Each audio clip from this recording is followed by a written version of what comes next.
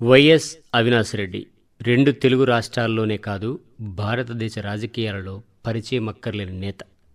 ఉన్నత విద్య చదివి రాజకీయ రంగప్రవేశం చేసిన అవినాష్ రెడ్డి కేవలం 30 సంవత్సరాల వయసులోనే పార్లమెంటు సభ్యులుగా రాజకీయ అరంగేట్రం చేశారు. 2014, 19, 2024లలో హ్యాట్రిక్ గెలుపు సాధించి భారత పార్లమెంటులో కడపకు ప్రాతినిధ్యం వహిస్తున్నారు. కడప జిల్లాలో వైఎస్ఆర్ జగన్మోహన్ రెడ్డి గార్ల తర్వాత అంతటి ప్రజాదరణ కలిగిన నేత ఈయన. అతి చిన్న వయసులోనే రాజకీయ రంగప్రవేశం చేసి అనేక సమస్యలు, సవాళ్లు ఎదుర్కొన్నాడు. వైఎస్ అవినాష్ రెడ్డి చెరగని చిరునవ్వుకు, సడలని గుండె ధైర్యానికి నిలువెత్తు రూపం. వైఎస్ జగన్మోహన్ రెడ్డి గారిని రాజకీయంగా ఎదుర్కోలేని ప్రత్యర్థులు వివేకానందరెడ్డి గారి హత్యను కారణంగా చూపి వైఎస్ అవినాష్ రెడ్డిని కటకటాల పాలు చేసి రాజకీయంగా జగన్మోహన్ రెడ్డిని దెబ్బతీయాలనుకున్నారు. కానీ అది సాధ్యం కాలేదు. అవినాష్ రెడ్డి అన్నది పేరు కాదు, కడప ప్రజల గుండె చప్పుడు.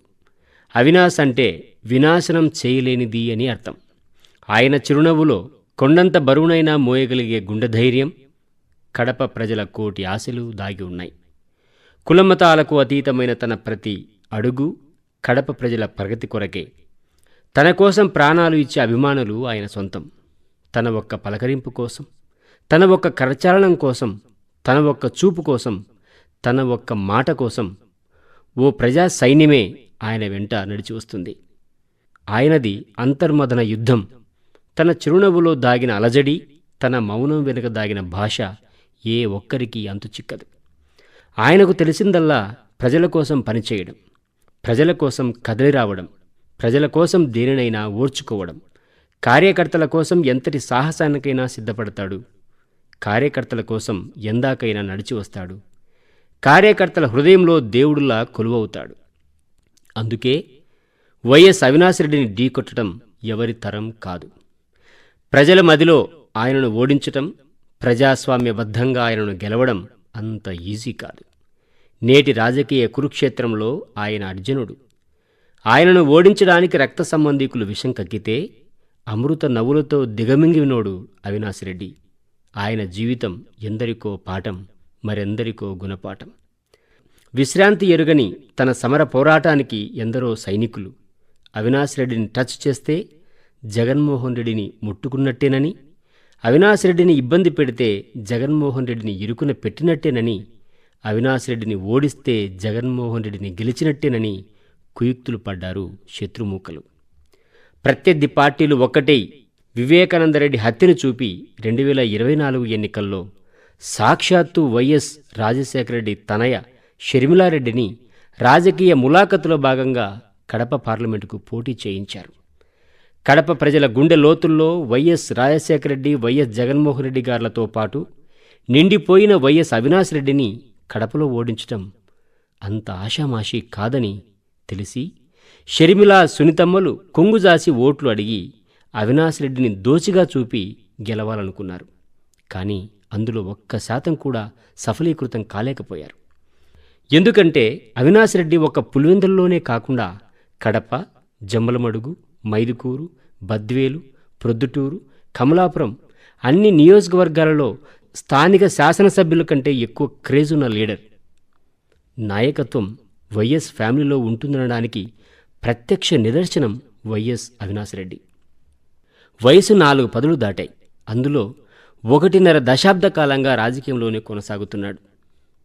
ప్రత్యర్థులకు సైతం అంతుచిక్కని చిరునవ్వు, కార్యకర్తలకు ఏ అవసరం వచ్చినా రెక్కలు కట్టుకుని వాలిపోయే గుణం అవినాష్ రెడ్డికే సొంతం. ఉదయం 5 గంటలు మొదలు అర్ధరాత్రి అయిన చెరగని చిరునవ్వు, చేతల్లో చురుకుదనం, కార్యకర్తల కోసం స్నేహ హస్తం అవినాష్ రెడ్డిని వీడిపోని రాజకీయ భూషణాలు.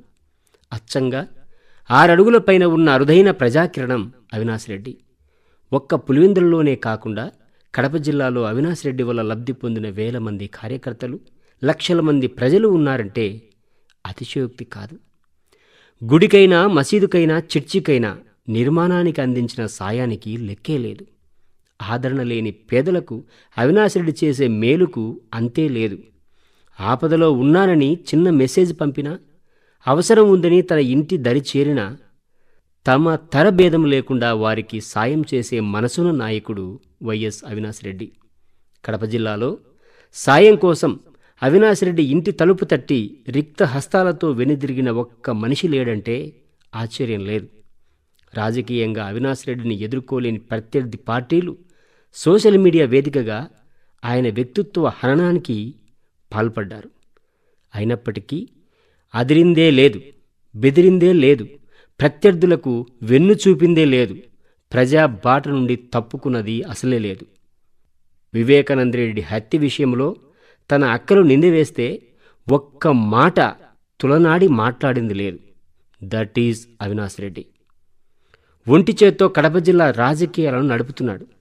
2019-24 మధ్య అన్న ముఖ్యమంత్రిగా ఉన్నప్పటికీ ఎక్కడా డంబము గాని, ఎక్కడా అహంకార ధోరణి గాని, ఎక్కడా ధిక్కార స్వరం గాని, ఎక్కడా ప్రత్యర్థి నాయకుల అణచివేత గాని లేకుండా నీతి నిజాయితీగా రాజకీయాలు చేసిన ఒకే ఒక్కడు అవినాష్ రెడ్డి.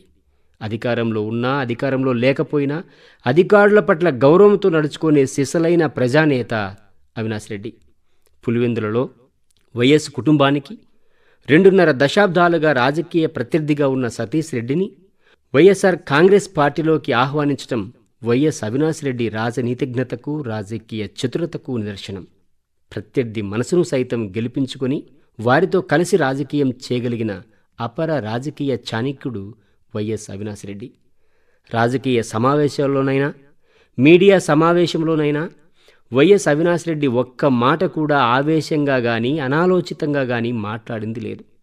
మొన్నకు మొన్న పులివెందుల జెడ్పీటీసీ ఎన్నికల్లో ప్రజాస్వామ్యం పట్టపగలు కూని చేయబడితే దాన్ని నిరసించాడే తప్ప దాని పట్ల ఆయన ఎటువంటి రాజకీయ దురుద్దేశపూర్వక వ్యాఖ్యలు చేయలేదు. నిత్యం ప్రజల పక్షం నడిచే నాయకుడు. ఒట్టి మాటలు చెప్పేవాడు కాదు. వర్తమాన రాజకీయాలకు అతీతంగా రాజకీయాలు చేస్తూ ప్రజా సమస్యలను చిత్తశుద్ధితో నెరవేర్చే నాయకుడు ఆయన. చిత్తు కాగితంలోనైనా సమస్యను రాసిస్తే దాన్ని పరిష్కరించి, లేదా అది ఎందుకు పరిష్కారం కాలేదు అనే విషయాన్ని తన ఆఫీసు నుండి ప్రజలకు సమాచారం అందించగలిగే నాయకుడు ఆయన. మాటల గారడి తెలియని నేత. అందుకే అవినాష్ రెడ్డి అంటే ప్రజలకు నమ్మకం. అవినాష్ రెడ్డి అంటే ప్రజలకు ఓదార్పు. అవినాష్ రెడ్డి అంటే కార్యకర్తలకు కొండంత అండ. అవినాష్ రెడ్డి అంటే ఓ భరోసా. ఇట్లు తవ్వ వెంకటయ్య.